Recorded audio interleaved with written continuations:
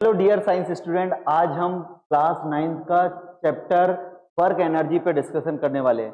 ये चैप्टर बहुत ही इजी है, वन शॉट में इसको पूरा कंप्लीट कर लेंगे हम विथ एनसीईआरटी के एग्जाम्पल, एक्सरसाइज के क्वेश्चन और इंटेक्स के क्वेश्चन। और यहाँ पर हम देखेंगे कि कैसे इस चैप्टर को टैकल किया जाएगा। साथ ही साथ हम इस चैप्टर के इंपॉर्टेंट क्वेश्चन जो कि एग्जाम में किस तरीके से पूछे जाते हैं उस पर भी हम डिस्कशन करेंगे। तो इस चैप्टर के लिए हम सबसे मेन हमारे 3 टॉपिक्स है, वर्क, एनर्जी और पावर। एक एक टॉपिक को हम डिस्कस करेंगे, उसके क्वेश्चंस डिस्कस करेंगे और उसके एग्जांपल भी हम यहाँ पर पढ़ेंगे। तो सबसे पहले आता है हमारा टॉपिक भाई वर्क। चैप्टर का नाम क्या है? Work and energy. सबसे मेन टॉपिक है वर्क। वर्क क्या होता है भाई बताओ? वर्क क्या होता है? यहां पर ये ध्यान रखिएगा, वर्क कुछ नहीं भाई, जब हम किसी ऑब्जेक्ट पे फोर्स अप्लाई करेंगे और वो ऑब्जेक्ट डिस्प्लेस्ड हो जाएगा तो उसको हम क्या बोल देंगे? वर्क। इसका मतलब वर्क के लिए 2 इंपॉर्टेंट चीजें हैं, एक तो फोर्स लगना चाहिए और एक उसका क्या होना चाहिए? उस ऑब्जेक्ट का डिस्प्लेसमेंट होना चाहिए, तभी हम वर्क बोलेंगे, वरना हम वर्क नहीं बोलेंगे। मान लीजिए आप सुबह से शाम तक किसी दीवार को धक्का दे रहे हो और दीवार डिस्प्लेस नहीं हो रही है, हमारी जो बाउंड्री वॉल है वो डिस्प्लेस नहीं हो रही है, तो मतलब हमारा वर्क डन फिजिक्स के अकॉर्डिंग क्या होगा? 0। मीन्स ये समझ में आया कि किसी भी ऑब्जेक्ट पर अगर फोर्स अप्लाई करेंगे और वो डिस्प्लेस्ड हो जाएगा तो उसको हम क्या बोलेंगे? वर्क डन बोलेंगे। इसका मतलब ये समझ में आया, वर्क की डेफिनेशन क्या हो जाएगी? The product of force and displacement, the product of force and displacement are called work. अपने को पेन कॉपी में लिखना भी है, नोट्स भी बनाना है, तब तो रिवीजन कर पाओगे। Are called work. इसका मतलब ये समझ में आया, वर्क कुछ नहीं भाई, किसी ऑब्जेक्ट पे फोर्स अप्लाई करेंगे वो डिस्प्लेस्ड होगा तो उसको हम वर्क डन बोलेंगे। और इसकी ये डेफिनेशन हो गई आपकी। इसके बाद अगर मैं यहां पर एक डायग्राम बनाऊं तो क्या होगा भाई? डायग्राम कि मान लो एक कोई ऑब्जेक्ट है जिसका मास m है और इस पर हमने एक कोई फोर्स अप्लाई कर दिए और अगर ये क्या हो गया? डिस्प्लेस्ड हो गया, अपनी पोजीशन छोड़ के दूसरी पोजीशन पे चला गया, डिस्प्लेसमेंट को d से भी डिनोट कर सकते हैं और s से भी, उसको हम बोलेंगे वर्क डन। क्लियर है? वर्क मतलब फोर्स और डिस्प्लेसमेंट का मल्टीप्लाई को ही हम क्या है? प्रोडक्ट को क्या बोलते हैं? हम वर्क डन बोलते हैं। कि कोई हमारा ऑब्जेक्ट है उस पर फोर्स लगाएंगे तो वो क्या हो जाएगा? डिस्प्लेस हो जाएगा, अपनी पोजीशन चेंज कर लेगा, तो उसको हम क्या बोलेंगे? Work done. अब इसका फॉर्मूला भाई, तो हमने अभी डेफिनेशन में लिखा, क्या डेफिनेशन में लिखा? कि वर्क क्या है? Product of force and displacement है। बस वैसे ही उसी तरीके से हम क्या करेंगे? यहां पर वर्क का फॉर्मूला याद रखना है, तो उसके लिए मैं एक ट्रिक बताता हूं आपको।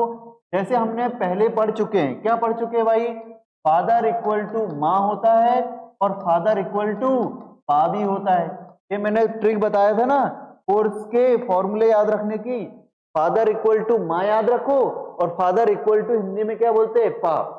तो यहां पर F equal to M into ये एक्सलेशन हो जाएगा, फादर इक्वल टू पा, पापा जनरली डांटते हैं तो यहाँ पर P क्या हो जाएगा? प्रेशर, और ये डिवाइड में चल जाएगा तो फोर्स अपॉन एरिया क्या हो जाएगा? हमारा प्रेशर हो जाएगा। ये दोनों फॉर्मूले हमने पहले डिस्कस कर चुके हैं। तो फादर इक्वल टू माँ, फादर इक्वल टू पा, और माँ पा हमारे क्या कर रहे हैं? माँ और पा हमारे क्या कर रहे हैं भाई? वर्क कर रहे हैं। वर्क कर रहे हैं कि नहीं? अपने लिए कोचिंग में, स्कूल में फीस जमा करने के लिए वर्क कर रहे हैं, और वर्क करके क्या कर रहे हैं? एफडी जमा कर रहे हैं। क्या कर रहे हैं? एफडी जमा कर रहे हैं, मतलब रुपए जमा कर रहे हैं भाई, रुपए जमा कर रहे हैं। तो हमारे माँ पा क्या कर रहे हैं? वर्क कर रहे हैं और बैंक में एफडी जमा कर रहे हैं। तो बस ये वर्क इज इक्वल टू क्या हो जाएगा? एफडी, और एफ क्या है? फोर्स, डी क्या हो जाएगा? डिस्प्लेसमेंट। तो फोर्स इंटू डिस्प्लेसमेंट क्या हो गया हमारा? फॉर्मूला। और डिस्प्लेसमेंट को डी से भी डिनोट करते हैं और एस से भी, एफ इंटू एस भी बोला जा सकता है इसको। तो इसका मतलब ये समझ में आया कि वर्क का फॉर्मूला क्या हो गया? एफ डी, क्या हम इसको बोलेंगे? Force into displacement. तो ये इसको हम क्या लिख सकते हैं? एफ इंटू एस या फोर्स इंटू डिस्प्लेसमेंट। जो फॉर्मूला है उसी से हम क्या बना सकते हैं भाई? डेफिनेशन। तो क्या हो जाएगी डेफिनेशन? वर्क की डेफिनेशन क्या हो गई भाई? Work is equal to product of force into displacement. तो इस तरीके से हमको डेफिनेशन याद हो जाएगी और फॉर्मूला भी याद हो जाएगा, फोर्स इंटू डिस्प्लेसमेंट। तो यूनिट क्या होती है भाई? तो वर्क की यूनिट होती है, बताओ, जैसे फोर्स की यूनिट क्या होती है? न्यूटन, वैसे ही वर्क की यूनिट क्या होती है? जूल। जैसे फोर्स के बारे में किसने, न्यूटन साइंटिस्ट ने बताया था, इसलिए उसके नाम पे रख दिया हमने न्यूटन। ऐसे वर्क या एनर्जी के बारे में किसने बताया था, जूल साइंटिस्ट ने, इसलिए वर्क की यूनिट भी जूल होती है और एनर्जी की भी यूनिट क्या होती है, जूल। जूल ही नहीं भाई, जूल। तो इसका मतलब वर्क की यूनिट क्या होती है, जूल। जूल को किससे नोट करते हैं, कैपिटल जे से। और एक और यूनिट मैंने बताया है कि जब भी किसी भी चीज का एक फॉर्मूला होता है तो उससे रिलेटेड एक और यूनिट होती है, वो वाली हम यूनिट निकाल सकते हैं। तो वर्क का फॉर्मूला क्या है, फोर्स इनटू डिस्प्लेसमेंट। तो फोर्स की यूनिट क्या होगी भाई, न्यूटन।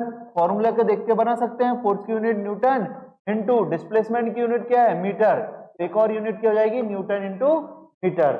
या इसी को हम क्या लिख सकते हैं, न्यूटन को जनरली एन लिखा जाता है, मीटर को स्मॉल एम, तो न्यूटन इनटू मीटर। ये हमारी हो गई यूनिट। तो इस तरीके से हमारा बेसिक कॉन्सेप्ट पता चल गया कि वर्क क्या होता है। तो ये समझ में आया कि हमको वर्क के लिए condition for work, work done कब बोलेंगे हम, condition for work done. Work done के लिए हमारे पास टू कंडीशंस होना चाहिए। टू कंडीशन कौन कौन सी होगी भाई, एक फोर्स अप्लाई करो कोई भी ऑब्जेक्ट पे, और एक क्या करो, जब भी हम ऑब्जेक्ट पे फोर्स अप्लाई कर रहे हैं तो वो ऑब्जेक्ट डिस्प्लेस भी होना चाहिए, तभी हम उसको क्या करेंगे, वर्क डन बोलेंगे। इसका मतलब वर्क के लिए दो कंडीशन होना चाहिए, एक तो फोर्स अप्लाइड होना चाहिए, ऑब्जेक्ट पे कोई भी ऑब्जेक्ट है उस पर फोर्स अप्लाई होना चाहिए, और साथ में वो हमारा ऑब्जेक्ट है वो क्या होना चाहिए, डिस्प्लेस्ड होना चाहिए। ऑब्जेक्ट डिस्प्लेस्ड होगा तभी हम उसको क्या बोलेंगे भाई, वर्क डन हुआ हमारा, है समझ में। और अगर किसी भी ऑब्जेक्ट में फोर्स अप्लाई करने पे वो डिस्प्लेस्ड नहीं होता है तो वर्क डन हम जीरो बोल देंगे। आया समझ में अपने को। नेक्स्ट आता है भाई वर्क के टाइप्स। तो वर्क कितने टाइप के होते हैं, वर्क 3 टाइप के होते हैं, पॉजिटिव वर्क, नेगेटिव वर्क और जीरो वर्क। इसका मतलब टाइप्स ऑफ वर्क भी होते हैं, टाइप्स ऑफ वर्क। जैसे हमारे घर वाले आप लोगों को, जैसे आप मोबाइल में यूट्यूब में अगर पढ़ाई से रिलेटेड वर्क कर रहे हैं, पढ़ाई से रिलेटेड कुछ कर रहे हैं, तो इसका मतलब घर वाले बोलेंगे कि हाँ यार ये मोबाइल से अच्छा वर्क करता है, मतलब पॉजिटिव वर्क करता है। वहीं मोबाइल में आप कुछ भी शॉर्ट वीडियो देख रहे हो, फनी वीडियो देख रहे हो, आप जानते हो इसकी बात कर रहा हूं मैं, तो उनके वीडियोस देख रहे हो, तो उससे क्या होगा, उसको घर वाले बोलेंगे कि ये क्या कर रहा है, मोबाइल से बर्बाद हो रहा है, मतलब नेगेटिव वर्क कर रहा है। और एक इंसान क्या है, मस्त सो रहा है, ना पॉजिटिव वर्क कर रहा है ना नेगेटिव वर्क, मतलब वो क्या है, जीरो वर्क कर रहा है। तो इसका मतलब इसी टाइप से हमारे वर्क 3 टाइप के होते हैं, पॉजिटिव, नेगेटिव और जीरो। पॉजिटिव वर्क किसको बोलेंगे, जब हमारा ऑब्जेक्ट में फोर्स की डायरेक्शन और डिस्प्लेसमेंट की डायरेक्शन सेम होगी तो उसको बोलेंगे पॉजिटिव वर्क। जैसे मान लीजिए मैं किसी चेयर को धक्का दे रहा हूं तो क्या होगा, ऑब्जेक्ट पे जो फोर्स लगेगा वो डायरेक्शन भी सेम होगी और डिस्प्लेसमेंट भी डायरेक्शन क्या होगी, सेम। जैसे मान लीजिए हमारा पॉजिटिव वर्क, फर्स्ट हमारा क्या है भाई, पॉजिटिव वर्क। पॉजिटिव वर्क क्या होगा भाई, पॉजिटिव वर्क अगर हमारा फोर्स और डिस्प्लेसमेंट की डायरेक्शन क्या हो जाए, सेम हो जाए, तो उसको हम क्या बोलेंगे, पॉजिटिव वर्क। जैसे मान लीजिए हमारा एक कोई ऑब्जेक्ट है, ये भाई एम मास की एक कोई बॉडी है, ऑब्जेक्ट है, अगर मैं इस पे इधर फोर्स लगा रहा हूं, इधर ही क्या हो रहा है, डिस्प्लेसमेंट हो रहा है, तो उसको क्या बोलेंगे हम, पॉजिटिव वर्क। जैसे ये फोर्स इधर अप्लाई करे और डिस्प्लेसमेंट भी इसका क्या हो रहा है, इसी डायरेक्शन में हो रहा है। मान लीजिए हमारा ये जो ऑब्जेक्ट है वो यहाँ पर पहुंच गया है, तो मतलब फोर्स की डायरेक्शन भी सेम है, डिस्प्लेसमेंट की भी डायरेक्शन सेम है, तो उसको क्या बोलेंगे हम, positive work. In the sense positive work कब बोलेंगे, when the direction of force and displacement are same, मतलब फोर्स और डिस्प्लेसमेंट की डायरेक्शन थी, उसको हम क्या बोल देंगे भाई, पॉजिटिव वर्क बोलेंगे। नेक्स्ट आता हमारा क्या, नेगेटिव वर्क। नेगेटिव वर्क किसको बोलेंगे, जब अपोजिट डायरेक्शन में हो। नेगेटिव वर्क जब फोर्स और डिस्प्लेसमेंट की डायरेक्शन कैसी हो, अपोजिट। जैसे मान लीजिए कोई आपका एक दोस्त है और उसके पास मान लीजिए बैग रखा हुआ है, ये बैग है एक, मान लो एक क्या है, बॉक्स है, बैग है। अब वो इधर पकड़ के खींच रहा है, इधर पकड़ के क्या कर रहा है, खींच रहा है, फोर्स इधर लगा रहा है वो, और एक कोई इधर खींच रहा है तो बैग इधर डिस्प्लेस हो रहा है। तो इसका मतलब फोर्स और डिस्प्लेसमेंट की डायरेक्शन क्या है, अपोजिट है। तो उसको हम क्या बोल देंगे, ये हमारा क्या है भाई, नेगेटिव वर्क है। जब भी फोर्स और डिस्प्लेसमेंट की डायरेक्शन अपोजिट होती है उसको हम बोलते हैं नेगेटिव वर्क। तो इसका मतलब ये समझ में आया कि जैसे कोई भी चीज को अगर आप फोर्स अप्लाई कर रहे हैं और फोर्स और डिस्प्लेसमेंट की डायरेक्शन अपोजिट है तो उसको हम क्या बोलेंगे, नेगेटिव वर्क। तो when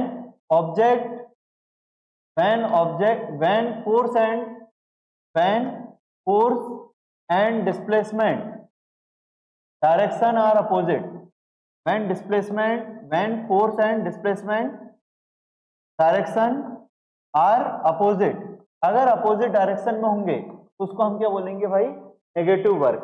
जैसे मान लीजिए हमारा एक कोई ऑब्जेक्ट है और इस पे फोर्स क्या लग रहा है, फोर्स इस तरफ लग रहा है और ऑब्जेक्ट हमारा इधर जा रहा है अपोजिट डायरेक्शन, तो इसको हम क्या बोलेंगे, नेगेटिव वर्क। इसको हम क्या बोलेंगे, नेगेटिव वर्क। नेक्स्ट आता हमारा जीरो वर्क, इसके हम क्वेश्चंस भी करेंगे, यहाँ पर एनसीईआरटी में दिए हैं जीरो वर्क।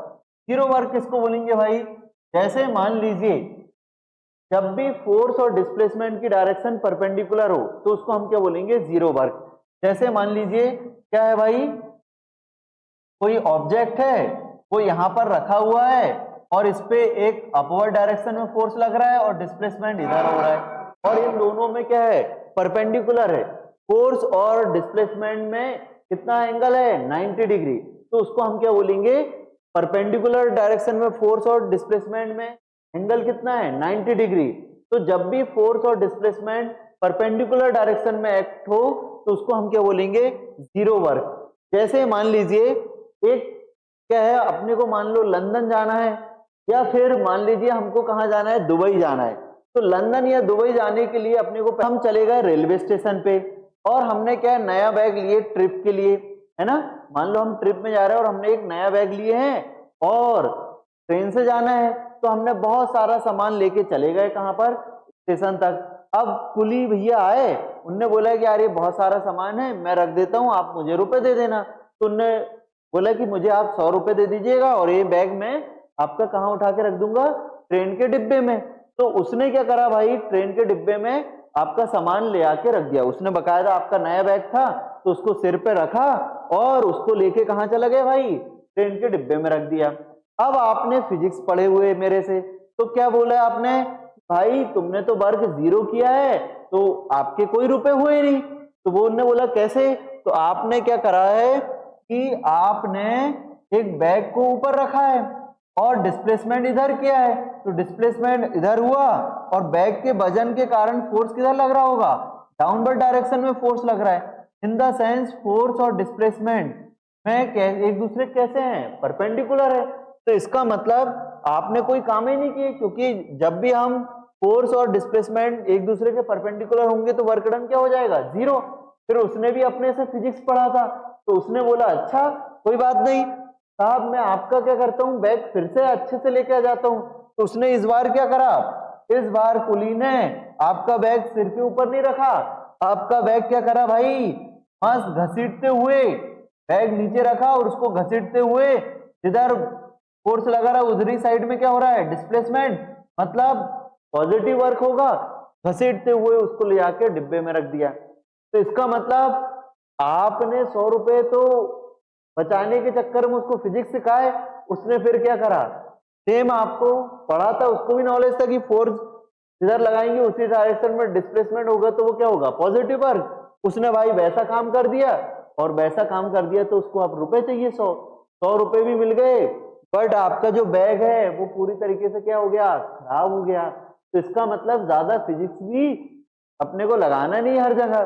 तो अपनी फिजिक्स के अकॉर्डिंग ये समझ में आया कि जब भी फोर्स और डिस्प्लेसमेंट एक दूसरे के परपेंडिकुलर होते हैं तो वर्क डन क्या होता है मेरे भाई, जीरो होता है। क्लियर है, when force and displacement, when force and displacement are perpendicular, perpendicular, अगर ये दोनों एक दूसरे के परपेंडिकुलर है तो वर्क डन क्या होगा, हमेशा 0 होगा, ये याद रखना आपने को, ठीक है। नेक्स्ट देखते हैं भाई फिर हम, तो ये हो गया हमारा वर्क डन, यूनिट हो गई, वर्क के टाइप्स हो गए, और कुछ ऐसा बचा क्या, नहीं भाई। अब आते हैं हम क्वेश्चंस के पास, किस टाइप के क्वेश्चंस आते हैं, किस टाइप के हमारे एनसीईआरटी में क्वेश्चंस दिए हैं। ये वर्क वाला टॉपिक है, आप जानते हैं इसमें थ्योरी पढ़ोगे आप, बिल्कुल सिंपल है, कुछ नहीं है, कहानी जो मैंने बताया वही है, तो आप इसको नहीं भी पढ़ोगे तो चलेगा, ठीक है। नेक्स्ट वर्क वगैरह आया, एक्टिविटी करके बता रहे हैं हम। फिर यहाँ पर वर्क का ये देखो, जैसे ये ऑब्जेक्ट है, इसको हमने डिस्प्लेस करा, फोर्स अप्लाई करा, डिस्प्लेस करा, तो work done is equal to क्या होता है, फोर्स इनटू डिस्प्लेसमेंट, एफडी बोल सकते हैं, या एफ इंटू एच भी बोल सकते हैं डिस्प्लेसमेंट को। ये अपन ने फॉर्मूला पढ़ चुके हैं वर्क डन का। अब आते हैं हम फर्स्ट एग्जांपल के पास, तो हमको 10.1 एग्जांपल में क्या दिया है, अ फोर्स ऑफ 5 न्यूटन, मतलब फोर्स दे दिया है, is acting on an object, the object is displaced through 2 metre in the direction of the force, if the force act on the object although the displacement then the work निकालना है। तो मेरे को मालूम है कि वर्क इक्वल टू क्या होता है, एफडी होता है, फोर्स भी गिवन है और डिस्प्लेसमेंट, तो मैंने क्या लगाया, F work equal to FD का यूज करा, फोर्स क्या हो गया हमारा 5 और डिस्प्लेसमेंट क्या हो गया हमारा 2, तो फोर्स इंटू डिस्प्लेसमेंट कितना हो गया हमारा 5 इंटू 2 क्या हो गया 10, तो हमारा आंसर क्या आ गया 10 जूल। नेक्स्ट देखते हैं हम एक और एग्जांपल, तो नेक्स्ट एग्जांपल है भाई हमारा 10. नेक्स्ट एग्जांपल देखते हैं 10.2। 10.2 में क्या है, a porter lift a luggage of 15 kg from the ground and put it on his head 1.5 metre above the ground, calculate the work done by the him. एक कोई हमने लगेज को जो कि 15 kg का उसको उठाए, तो इसका मतलब उस पे वर्क डन किया हमने, तो फोर्स अप्लाई करे और वो कितना हुआ 1.5 हाइट पे लिफ्ट हुआ, तो उसका वर्क डन निकालना है। तो वर्क इक्वल टू फिर से हमने एफडी लगा दिए। अब यहाँ पर फोर्स नहीं दिया है, तो अपने को ध्यान रखना है कि जब भी हम कोई चीज उठा रहे हैं तो उस पर कौन सा लग रहेगा, ग्रेविटेशन फोर्स लगेगा। जब भी किसी भी ऑब्जेक्ट को हम लिफ्ट करेंगे तो उस पर क्या लगेगा, ग्रेविटेशनल फोर्स। तो एफ इक्वल टू क्या हो जाएगा mg, और जो d है तो हाइट में लिफ्ट कर रहे हैं, तो d की यहाँ क्या लिख सकते हैं हम, h लिख सकते हैं। तो मास भी दिया है, g कितना होता है भाई, आप जानते हैं ग्रेविटेशन वाले चैप्टर में 9.8 मीटर पर सेकंड का स्क्वायर, या 10 लिख देते हैं, तो g की वैल्यू हम 10 लिख देंगे, याद है हमको, और h कितना दिया है 1.5, सबकी वैल्यू पुट करेंगे तो ये क्या जाएगा, हमारा आंसर आ जाएगा 225 जूल। क्लियर है इतना? तो ये बहुत ही इजी क्वेश्चंस आए हुए हैं इसके वर्क डन से रिलेटेड। नेक्स्ट टॉपिक है एनर्जी, उससे पहले हम देख लेते हैं एक्सरसाइज में किस टाइप के क्वेश्चंस पूछे हुए हैं। एक्सरसाइज में भी हम देखेंगे कि क्वेश्चंस किस टाइप से पूछे हुए हैं। ये देखो जरा क्वेश्चन नंबर 18 क्वेश्चन नंबर क्या बोल रहा है भाई हमको, आप देख रहे हो, in each of the following a force F is acting on an object of mass m, the direction of displacement is from west to east, तो बाय द लॉन्गर एरो। तो इस बताइए आप लोग, मैंने पढ़ाया हूं कि जब भी फोर्स और डिस्प्लेसमेंट एक दूसरे के परपेंडिकुलर हो तो वर्क डन क्या होगा 0, तो फर्स्ट वाले का वर्क डन क्या हो जाएगा 0। सेकंड वाले का बताइए, फोर्स की डायरेक्शन भी सेम है और डिस्प्लेसमेंट भी सेम हो रही है, फोर्स की डायरेक्शन भी है, डिस्प्लेसमेंट दोनों की डायरेक्शन सेम है, तो वर्क डन कैसा होगा पॉजिटिव। यहाँ पर डिस्प्लेसमेंट इधर हो रहा है, फोर्स इधर लग रहा है, तो दोनों की डायरेक्शन कैसी है अपोजिट, तो इसको हम क्या बोलेंगे नेगेटिव वर्क। क्लियर है? तो इस तरीके से आप क्या कर सकते हैं, इजीली हम फाइंड आउट कर सकते हैं, क्वेश्चंस को सॉल्व कर सकते हैं। नेक्स्ट टॉपिक आते हैं हम किसके पास भाई, एनर्जी के पास। तो अब एनर्जी अपन देख लेते हैं क्या होता है एनर्जी। बताइए आप एनर्जी आपने जनरली हमने देखे होंगे कि मान लो हमने किसी को कोई वर्क करने के लिए दिए और वो पूरा वर्क नहीं कर पा रहा है, तो हम बोलते हैं यार तेरे पास इतनी एनर्जी नहीं कि तूने ये काम कर दिया। मान लो कोई एक ग्राउंड है, उसके हमने इसको किसी को बोला कि 10 चक्कर लगाओ, तुम इसके 10 राउंड लगाओ, तो 10 राउंड लगाने के लिए हमने बोल दिए, पर भाई साहब ने क्या है 6 राउंड लगाए और उसके बाद क्या है थक गए वो, तो हम बोलते हैं यार भाई तेरे पास इतनी एनर्जी नहीं कि तूने 10 राउंड लगा सके। तो इसका मतलब है एनर्जी हम वर्क डन को मेजरमेंट करने के लिए यूज करते हैं, एनर्जी वर्ड का यूज हम वर्क डन को मेजरमेंट करने के लिए करते हैं। इसका मतलब आप जितना ज्यादा वर्क करोगे उतनी आपके पास ज्यादा एनर्जी होगी, जितना कम वर्क करोगे उतनी कम एनर्जी होगी। मतलब ये एक तरीके से वर्क को मेजरमेंट करने की कैपेसिटी हुई। तो एनर्जी की हम डेफिनेशन क्या बना लेंगे, तो एनर्जी की डेफिनेशन अपने को याद रखना है, the capacity of doing work done, the capacity of doing work, the capacity of doing work are called, the capacity of doing work are called energy. भाई कुछ नहीं है, एनर्जी जो वर्क डन की कैपेसिटी है उसी को हम क्या बोल देते हैं, वर्क डन करने की जो कैपेसिटी होती है उसको हम क्या बोलते हैं, एनर्जी। ये डेफिनेशन हो गई आपकी। और एनर्जी किससे डिनोट करते हैं, हम ई से डिनोट करते हैं। यूनिट क्या होती है, तो मैंने बताया हूं कि एनर्जी और वर्क देखा जाए तो एक दूसरे से इंटरलिंक है। तो जो वर्क की यूनिट होती है वही किसकी होती है, एनर्जी की। वर्क यूनिट होती है जूल, तो एनर्जी की यूनिट भी क्या होगी, जूल। तो इसका मतलब ये क्या हो गया हमारा, जूल हो गया इसकी यूनिट। क्लियर है इतना। नेक्स्ट आते हैं आप, भाई अब एनर्जी कितने टाइप की होती है, तो एनर्जी देखा जाए ना तो बहुत सारी टाइप की होती है। जैसे मान लीजिए मैंने खाना खाया, तो इसका मतलब मैंने न्यूट्रिशन लिया है, मतलब मेरे पास केमिकल एनर्जी आई। उसी केमिकल एनर्जी से मैं आपको पढ़ा पा रहा हूं, इसका मतलब साउंड एनर्जी में कन्वर्ट कर पा रहा हूं। तो केमिकल एनर्जी साउंड एनर्जी में कन्वर्ट हो रही है। मान लो मैं रनिंग कर रहा हूं, तो इसका मतलब हमारी जो केमिकल एनर्जी किसमें कन्वर्ट हो गई, जब भी हम रनिंग करते हैं, मूव करते हैं, मूवमेंट करते हैं, मोशन करते हैं, तो हमारे पास जो एनर्जी होती है वो क्या हो जाती है, काइनेटिक एनर्जी हो जाती है। और अगर मान लो मैंने हैंड रब करा तो यहाँ पर हीट प्रोड्यूस हो जाएगी। तो कुल मिला के मेरी जो कहना चाहिए केमिकल एनर्जी हीट एनर्जी में कन्वर्ट हो गई। तो इस तरीके से हमारी एनर्जी डिफरेंट डिफरेंट फॉर्म में होती है। बट अपने को 9th क्लास के अकॉर्डिंग हमको एनर्जी 3 टाइप की इंपॉर्टेंट है, जिसको याद रखना है। तो फर्स्ट हमारा टाइप है एनर्जी, तो फर्स्ट है हमारी भाई काइनेटिक एनर्जी, सेकंड है पोटेंशियल एनर्जी और थर्ड है मैकेनिकल एनर्जी। तो जब भी हम मूवमेंट कर पा रहे हैं या कोई चीज मूव कर रही है तो उसके पास कौन सी एनर्जी होगी, काइनेटिक एनर्जी। अगर कोई पोजीशन चेंज के कारण कोई एनर्जी होगी तो उसको पोटेंशियल एनर्जी बोलेंगे। जैसे डैम में बहुत ज्यादा पानी स्टोर करके रख रहे हैं हम, मतलब उसकी पोटेंशियल एनर्जी उसके पास, क्योंकि वाटर का हमने क्या करा है, पोजीशन चेंज कर दिए, तो उसके पास क्या होगी, potential energy.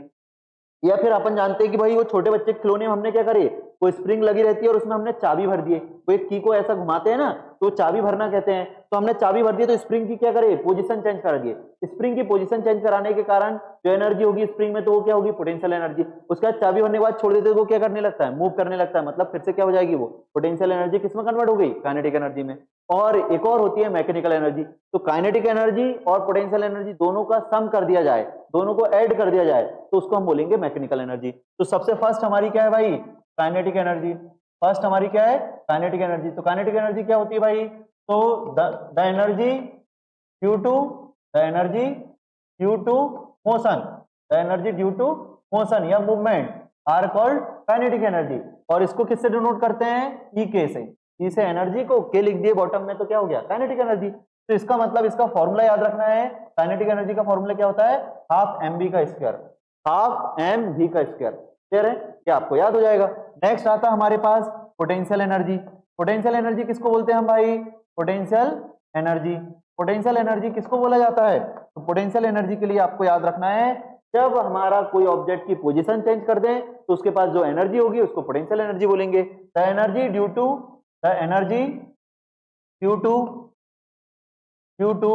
Position, the energy due to position या चेंज इन पोजीशन। तो चेंज इन पोजीशन के कारण जो एनर्जी होगी उसको पोटेंशियल एनर्जी बोलेंगे। और इसको किससे डिनोट करते हैं, ईपी से। ई एनर्जी, पी पोटेंशियल, तो ईपी से डिनोट करते हैं। और इसका फॉर्मूला क्या होता है, एमजीएच। कुल मिला के जो अभी हमने वर्क निकाले थे ना एफडी, उसी फॉर्मूले से हम निकालते हैं एमजीएच। तो अपने को याद रखना है, काइनेटिक एनर्जी हाफ एमबी का स्क्वायर, पोटेंशियल एनर्जी एमजीएच होती है। क्लियर है।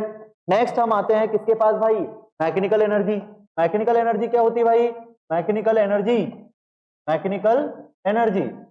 एनर्जी कुछ नहीं है, दोनों एनर्जी को क्या कर दो, सम कर दो। तो मैकेनिकल एनर्जी मतलब टोटल ई, तो the sum of potential energy and kinetic energy are called mechanical energy.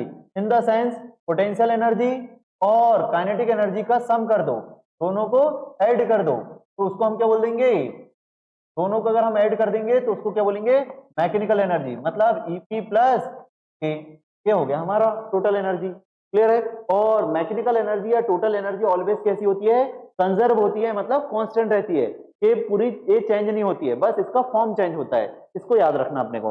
Next आता हमारे पास वर्क एनर्जी रिलेशन।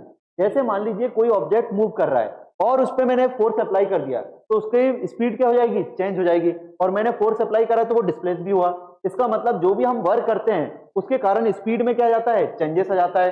तो स्पीड में जब भी चेंजेस आ रहा है मतलब काइनेटिक एनर्जी में भी क्या आ जाएगा, चेंजेस, क्योंकि ड्यू टू स्पीड या ड्यू टू वेलोसिटी कौन सी एनर्जी होती है, काइनेटिक एनर्जी। तो इसका मतलब ये ध्यान रखना है कि भाई जब भी अगर आपको स्पीड में चेंज कर रहे हैं और वर्क पूछा जाए तो आपको याद रखना है एक और point important, work equal to एक और क्या होता है भाई, change in kinetic energy, change in kinetic energy. इसका मतलब ये समझ में आया, जब भी हम किसी ऑब्जेक्ट को डिस्प्लेस करते हैं तो उसकी काइनेटिक एनर्जी क्या हो जाती है, चेंज हो जाती है। इसका मतलब ये समझ में आया। और आपको मालूम है कि जब भी चेंज वर्ड आया तो मैंने आपको बताया हूं, चेंज वर्ड का मतलब होता है फाइनल माइनस इनिशियल। तो चेंज इन काइनेटिक एनर्जी मतलब final kinetic energy, final kinetic energy minus initial kinetic energy, minus initial kinetic energy. ये अपने को याद रखना है।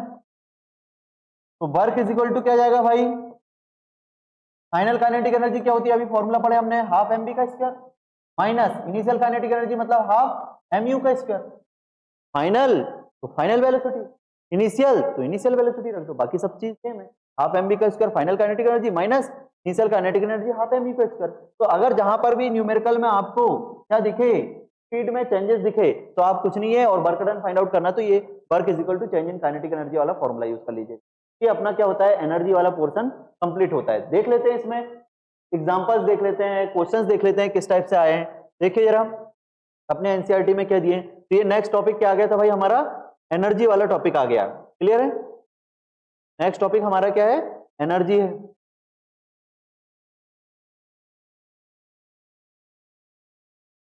हाँ नेक्स्ट टॉपिक देखते हैं हम, क्या है, एनर्जी। तो एनर्जी के बारे में हमने डेफिनेशन पढ़ लिए।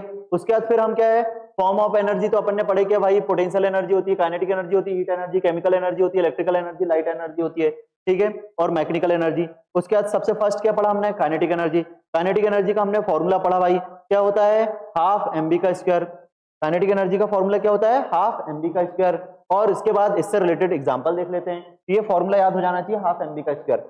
इससे रिलेटेड न्यूमेरिकल है, an object of mass 15 kg is moving with a uniform velocity 4 metre per second, what is the kinetic energy. Mass भी गिवन है, वेलोसिटी भी गिवन है, तो काइनेटिक एनर्जी क्या हो जाएगी, हाफ एम बी का स्क्वायर। तो हम क्या करेंगे, इसका वैल्यू पुट कर देंगे, हाफ एम बी का स्क्वायर, मास रख दो, वेलोसिटी रख दो, सॉल्व कर लो, क्या आ जाएगा, एनर्जी आ जाएगी। बहुत इजी क्वेश्चन है। Next 10.4 example, what is the work to be done in to increase the velocity of car from 30 kilometre per hour to 60 kilometre per hour. यहाँ what is the work, work find out करना है कि अगर किसी car की speed increase हो रही, मतलब स्पीड में चेंजेस आ रहा है, और जब भी दो टाइप की स्पीड दी है, तो अभी मैंने जस्ट बताया हूं, work is equal to change in kinetic energy का यूज करना है। तो यहाँ पर स्पीड दी है और मास भी दिया है, तो हम क्या लगा देंगे वर्क डन के लिए, तो work is equal to change in kinetic energy. फिर change in kinetic energy, final kinetic energy minus initial kinetic energy, दोनों का फॉर्मूला लिख देंगे। फाइनल वेलोसिटी क्या हो जाएगी, बाद वाली वेलोसिटी क्या होगी, फाइनल, और पहले वाली वेलोसिटी क्या होगी, इनिशियल। तो 30 यहाँ पर u हो जाएगा और 60 क्या हो जाएगा v। बट 30 और 60 डायरेक्टली नहीं रखेंगे, क्योंकि 1 किलोमीटर पर आवर में दिया है, तो उसकी यूनिट चेंज करेंगे किसमें, मीटर पर सेकंड में। तो मीटर पर सेकंड में चेंज करने के लिए 5/18 का क्या कर देंगे, मल्टीप्लाई। तो यहाँ पर जब वैल्यू पुट करेंगे तो 60 इंटू 5/18 कर देंगे, और ये 30 रखेंगे तो 30 इंटू 5/18 का होल स्क्वायर कर देंगे। इसको पूरा सॉल्व करेंगे, आपका आंसर आ जाएगा अपना, ठीक है। तो इस तरीके से आपको सॉल्व करना है क्वेश्चन। तो नेक्स्ट आते हैं पोटेंशियल एनर्जी। पोटेंशियल एनर्जी बहुत इजी है। पोटेंशियल एनर्जी का फॉर्मूला क्या बताया हमने, EP इक्वल टू mgh बताया ना, EP इक्वल टू mgh, जो कि वर्क वाले फॉर्मूले से ही आता है। Work equal to force into displacement, force क्या है, ग्रेविटेशनल फोर्स रहता है जनरली, तो उसको हम क्या बोल देते हैं, mg इंटू h, क्या जाएगा, mgh। पोटेंशियल एनर्जी हमारी क्या होगी, mgh। इससे रिलेटेड एक क्वेश्चन देख लेते हैं एग्जांपल। तो इससे रिलेटेड हमारा एग्जांपल क्या हो गया, 10.5 क्या दिया है, find the energy passes by an object of mass 10 kg when it is at a height of 6 metre above the ground. कोई हमारा 10 kg का है, उसको क्या कर रहे हैं हम, कितनी हाइट पर लेके जा रहे हैं, 6 मीटर पे, और जी की वैल्यू दी है, और क्या निकालना है, एनर्जी। तो पोजीशन के कारण कौन सी एनर्जी होती है, पोटेंशियल एनर्जी। पोटेंशियल एनर्जी का फॉर्मूला लगा देंगे, potential energy equal to mgh, m भी दिया है, g भी दिया है और h भी दिया है, सबको रखो, वैल्यू पुट करो, आंसर आ गया। क्लियर है। Next question, N object of mass 12 kg at a certain height above the ground if the potential energy of the object is इतना। यहां पर इस बार पोटेंशियल एनर्जी दिया है, find the height at which the object, क्या find out करना है, height find out करना है। Is the with respect to the ground, और जी कितना दिया है 10 मीटर पर सेकंड का square. In the sense potential energy given है, मतलब पोटेंशियल एनर्जी से फॉर्मूला लगेगा, तो क्या होगा EP equal to mgh। EP की वैल्यू दी है, मास गिवन है और हाइट निकालना है और जी भी दिया है, तो सबकी वैल्यू पुट कर दो, आंसर आ जाएगा। नेक्स्ट आता है हमारा law of conservation of energy, तो पढ़ लिया हमने कि energy neither be created nor be destroyed, it can convert into one form to another form. बस सिंपल इतना याद रखना है law of conservation of energy में। टोटल एनर्जी ऑलवेज कैसी होती है, कंजर्व रहती है, ठीक है, कांस्टेंट रहती है। और मैकेनिकल एनर्जी किसको बोलते हैं, the sum of kinetic energy and potential energy are called mechanical energy. Clear है? तो इस तरीके से हमारे क्या हो गए, क्वेश्चंस हो गए। अब नेक्स्ट लास्ट टॉपिक बचा हमारा रेट ऑफ डूइंग वर्क मतलब power. Rate of doing work मतलब पावर। तो लास्ट टॉपिक है भाई ये पावर वाला। वर्क भी पढ़ लिए, एनर्जी भी पढ़ लिए, लास्ट में क्या है, पावर। और जिसके पास पावर होगी तो वो क्या लगा सकता है, वॉट लगा सकता है। तो देखते हैं हम ट्रिक से कैसे याद रखेंगे पावर की फॉर्मूला भी और पावर की यूनिट भी। तो इसका मतलब ये समझ में आया, पावर कुछ नहीं होता है भाई, पावर और एनर्जी में थोड़ा सा डिफरेंस है, या पावर और वर्क में थोड़ा सा डिफरेंस है। अगर जैसे कोई इंसान, दो इंसान मान लो, दो लोग हैं और दोनों लोग मान लो साइंस के पेपर को अटेम्प्ट कर रहा है, तो एक ने 2 घंटे में कर दिया कंप्लीट और एक ने 3 घंटे लगा दिया। तो जिसने अगर 2 घंटे लगाया है, मतलब जल्दी करा वो काम, तो उसके पास पावर ज्यादा है, और जिसने लेट करा है तो उसके पास पावर कम है। बट एनर्जी और वर्क की बात करेंगे तो वर्क दोनों ने सेम करे, क्योंकि इसने भी पूरा पेपर अटेम्प्ट करा और उसने 2 घंटे वाले ने भी पूरा पेपर अटेम्प्ट करा और 3 घंटे वाले ने भी क्या करा है, पूरे पेपर अटेंड करा। तो इसका मतलब ये समझ में आया कि अगर कोई जल्दी वर्क कर रहा है, सेम वर्क अगर जल्दी कर रहा है तो उसके पास पावर ज्यादा होगी, और जो लेट करेगा वर्क तो उसके पास पावर कम होगी। तो ऐसा नहीं, कभी भी दोस्त से अपन डिस्कशन करते हैं तो उसको कहीं भी ऐसा नहीं कि कोई भी बोल दिए भाई एनर्जी कम है तेरे पास या पावर कम है, ऐसा नहीं बोलना है। अगर वो काम नहीं कर पा रहा है तो उसको बोलेंगे हम एनर्जी कम है तेरे पास, और काम लेट कर रहा है, स्लो कर रहा है, तो उसको बोलेंगे हम पावर कम है तुम्हारे। क्लियर है? ये समझ में आया? मतलब पावर कुछ नहीं है, जब वर्क को हम टाइम के रिस्पेक्ट में देखते हैं तो उसको हम क्या बोलते हैं, पावर। इसलिए इसकी डेफिनेशन क्या है, और जब भी टाइम आता तो मैंने बताया हूं, टाइम आता तो क्या पढ़ना अपने को, rate, the rate of doing work done, the rate of doing work, the rate of doing work are called power, are called power. और इस तरीके से अपने को पावर का पावर याद हो जाएगा। पावर को किससे डिनोट करते हैं, पी से। अब यहां पर ध्यान दीजिए, तो हमारा पावर का सर फॉर्मूला कैसे याद रखेंगे, तो एक फॉर्मूला याद करने की एक ट्रिक बता देता हूं मैं। अपने को याद रखना है, मान लो हमारे स्कूल में एक डब्लू सर है। कौन है, डब्लू सर है भाई। हमारे स्कूल में एक डब्लू सर है और वो क्या करते हैं, हमको सिखाते हैं। हमारे स्कूल में एक डब्लू सर है और वो क्या सिखाते हैं, पीटी सिखाते हैं। पीटी मतलब फिजिकल ट्रेनिंग वाले सर। तो हमारे स्कूल में डब्लू सर है, वो क्या है, पीटी वाले सर है। तो डब्लू इक्वल टू क्या हो गया, पीटी। अब पीटी सिखाएंगे, फिजिकल ट्रेनिंग देंगे, तो क्या आएगी हमारे पास, पावर आएगी। तो इसका मतलब पी क्या हो जाएगा यहाँ पर भाई, पावर हो जाएगा। अब जिसका फॉर्मूला निकालना उसको अकेले रखो, को डिवाइड में ला लो, तो क्या हो जाएगा, वर्क अपॉन टाइम क्या हो गया भाई, पावर। तो इसका मतलब ये समझ में आया, work upon time is equal to क्या होता है, पावर। तो W इक्वल टू पीटी याद रखो आप, और डिवाइड में ला लो तो P का फॉर्मूला आ जाएगा हमारा। तो इस तरीके से हमको याद रखना है। और जब भी नीचे टाइम आता है तो उसको क्या पढ़ते हैं, रेट। तो डेफिनेशन क्या हो जाएगी, the rate of doing work done is called power. और पावर आ गई। डब्ल्यू सर ने अगर आपको, डब्ल्यू सर ने क्या सिखा दिया भाई, अगर डब्ल्यू सर ने क्या सिखाया, पीटी, उससे क्या हो गई, पावर आ गई। और पावर आ गई, तुम क्या लगा सकते हो, वाट लगा सकते हो किसी की भी। तो इसका मतलब ये समझ में आया कि भाई वर्क की वो जो पावर की यूनिट है वो क्या होती है, वॉट। एक वॉट साइंटिस्ट थे, उनके नाम पर ये क्या है, यूनिट पड़ी है। तो पावर की यूनिट क्या होती है, what.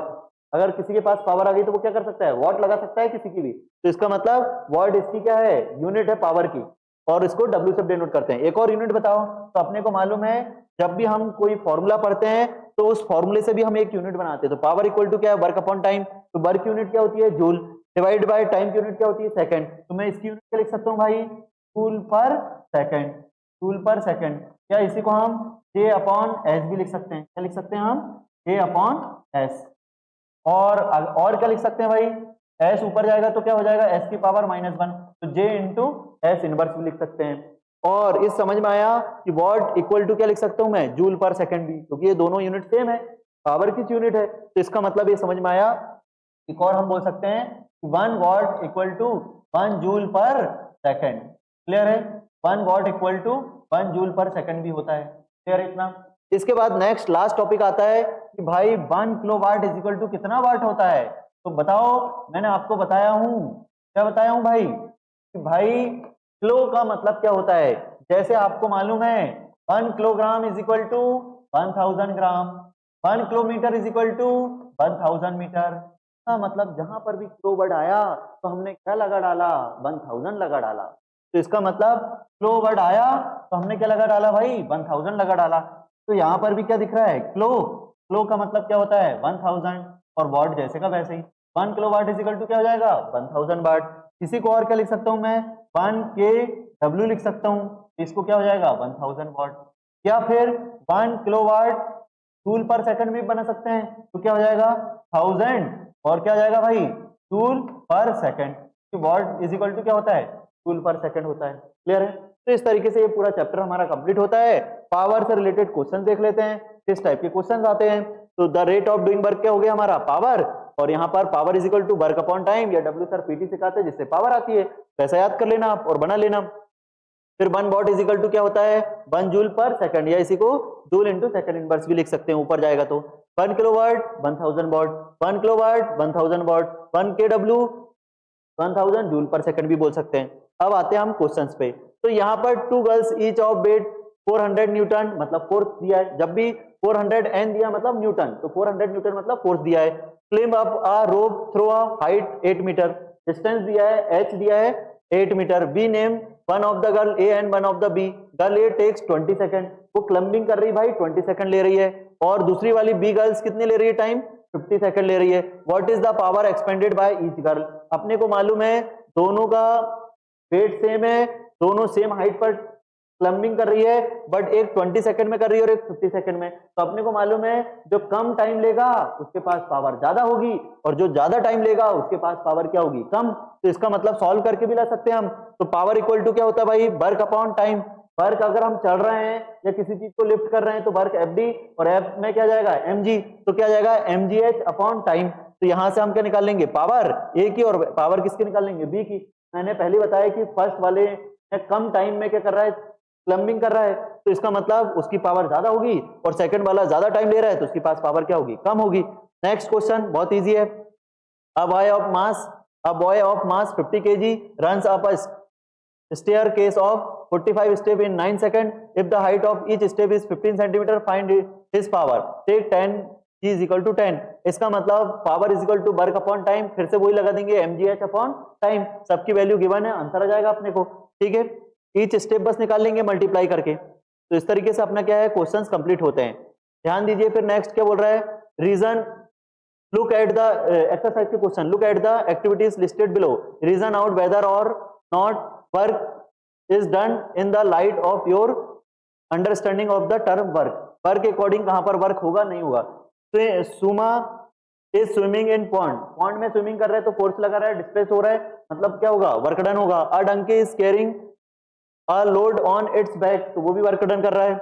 A windmill is lifting water from a well, वो भी क्या हो रहा है वर्क डन, क्योंकि इधर लिफ्ट करेंगे उधर फोर्स लगेगा और डिस्प्लेसमेंट भी हो रहा है, मतलब वर्क डन हो रहा है। A green plant is carrying out photosynthesis, photosynthesis में कोई वर्क नहीं हो रहा है, ऑब्जेक्ट जहां की वहीं है, डिस्प्लेस नहीं हो रहा है, तो वर्क डन 0 होगा। An engine is pulling a train, train को पुल कर रहा है तो क्या हो रहा है फोर्स लग रहा है और डिस्प्लेसमेंट हो रहा है, मतलब वर्क डन होगा।